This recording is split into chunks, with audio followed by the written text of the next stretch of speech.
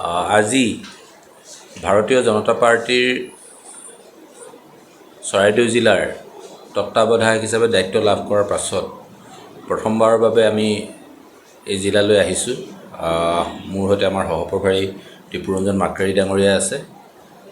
আজি প্ৰথমখন অনানুষ্ঠানিক আমাৰ জিলা বৈঠক জিলা কাৰ্যালয়ত আৰম্ভ হয় আৰু ইয়াত আমি জিলাখনৰ বিভিন্ন সাংগঠনিক দিশৰ ওপৰত আমি বিশদভাৱে আমি আলোচনা কৰোঁ।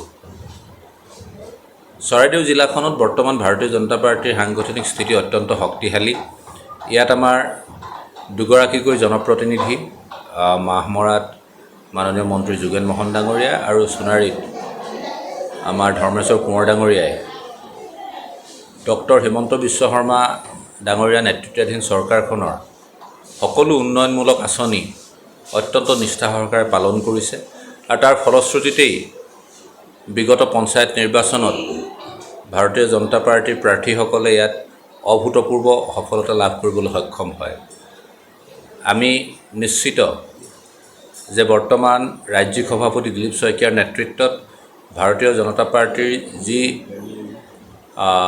ধাৰাবাহিক যি আমাৰ সাংগঠনিক কাৰ্যসূচী, সেই কাৰ্যসূচী দলটোক তৃণমূল পৰ্যায়ৰ পৰা আৰু শক্তিশালী কৰিছে। দিলীপ শইকীয়া ডাঙৰীয়াৰ যি নীতি, পুৰণি খাবতিলৈ নতুনক আদৰণি জনোৱা, এই নীতিয়ে দলটোক তৃণমূল পৰ্যায়ত আৰু বিশ্বাসযোগ্য কৰি তুলিছে। অনাগত দিনত আপোনালোকে দেখিবলৈ পাব চৰাইদেউ জিলাত বিভিন্ন ৰাজনৈতিক দল তথা দল সংগঠনৰ ব্যক্তিয়ে ভাৰতীয় জনতা পাৰ্টিৰ নীতি আৰু আদৰ্শত আস্থা ৰাখি ডক্টৰ হিমন্ত বিশ্ব শৰ্মাৰ যি বিৰামহীন উন্নয়নৰ যি এক যাত্ৰা, সেই যাত্ৰাত সহযোগী হ'বলৈ ভাৰতীয় জনতা পাৰ্টিত যোগদান কৰি অহা ২৬ত এই জিলাৰ ২টা বিধানসভা সমষ্টিতেই ভাৰতীয় জনতা পাৰ্টিৰ প্ৰাৰ্থীক বিপুল ভোটত জয়যুক্ত কৰিব। আৰু আজি এই সভাত আমাৰ যিসকল জ্যেষ্ঠ কাৰ্যকৰ্তা ইয়াত মিলিত হৈছিল, তেওঁলোকে ডক্টৰ হিমন্ত বিশ্ব শৰ্মা ডাঙৰীয়াৰ নেতৃত্বত বৰ্তমান আমাৰ ৰাজ্যখনত খিলঞ্জীয়া স্বাৰ্থৰ ৰক্ষাত যিসকল সন্দেহযুক্ত নাগৰিকৰ বিৰুদ্ধে উচ্ছেদ অভিযান চলিছে, সেই উচ্ছেদ অভিযানৰ প্ৰতি পূৰ্ণ সমৰ্থন আগবঢ়াইছে।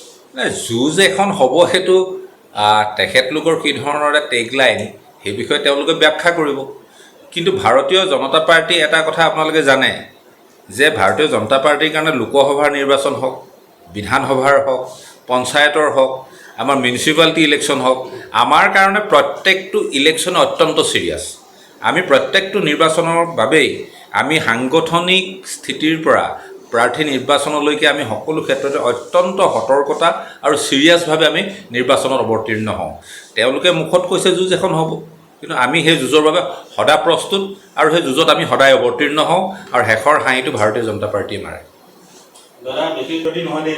একেবাৰেই নহয়, কাৰণ ভাৰতীয় জনতা পাৰ্টি যিটো আমাৰ সাংগঠনিক আমাৰ ব্যৱস্থা, আমাৰ যিটো সাংগঠনিক পৰিকাঠামো, ভাৰতীয় জনতা পাৰ্টিৰ বুথৰ প্ৰেচিডেণ্টে যেনো টিকট বিচাৰিব পাৰে, তেখেতৰ মনৰ ইচ্ছা প্ৰকাশ কৰিব পাৰে। কিন্তু আপোনালোকে জানি আচৰিত হ'ব, ভাৰতীয় জনতা পাৰ্টিয়ে টিকেটৰ বাবে, প্ৰাৰ্থিত্বৰ বাবে কাহানিও দৰখাস্তই নলয়। আমাৰ সেই ব্যৱস্থাই নাই। অন্যান্য দলে আপোনালোকে দেখিব, কংগ্ৰেছ দলে ক'ব যে আপোনালোকে বিধানসভাৰ কাৰণে দৰখাস্ত দিব লাগিব, ১ লাখ টকাও জমা দিব লাগিব, তেওঁলোকৰ সেই ব্যৱস্থা আছে। কিন্তু ভাৰতীয় জনতা পাৰ্টিৰ সেই ব্যৱস্থা নাই।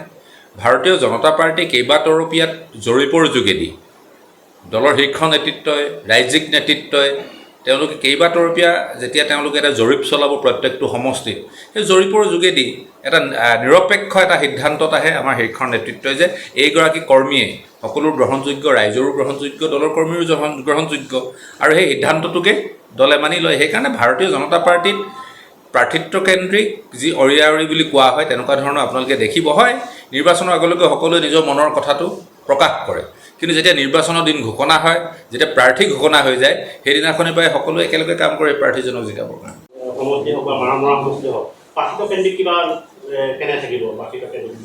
ভাৰতীয় জনতা পাৰ্টিৰ প্ৰাৰ্থী নিৰ্বাচনটো অনন্য।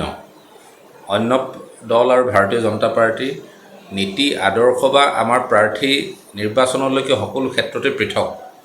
আপোনালোকে দেখা পাইছে যে ভাৰতীয় জনতা পাৰ্টিয়ে প্ৰাৰ্থী যাকে নিদিয়ক লাগিলে দলৰ প্ৰতিগৰাকী কৰ্মীয়ে দলটোক জয়যুক্ত কৰিবলৈ জঁপিয়াই পৰে।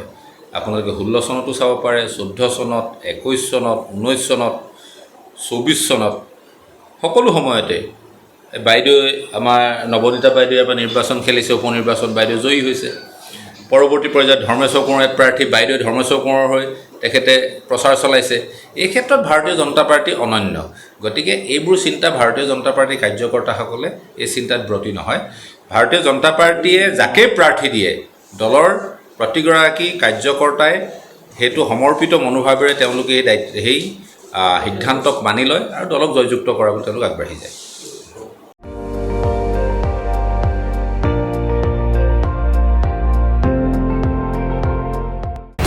আপুনি চাই আছে ND24, সৰ্বশ্ৰেষ্ঠ নহয়, সৰ্বোত্তমৰ দৌৰ।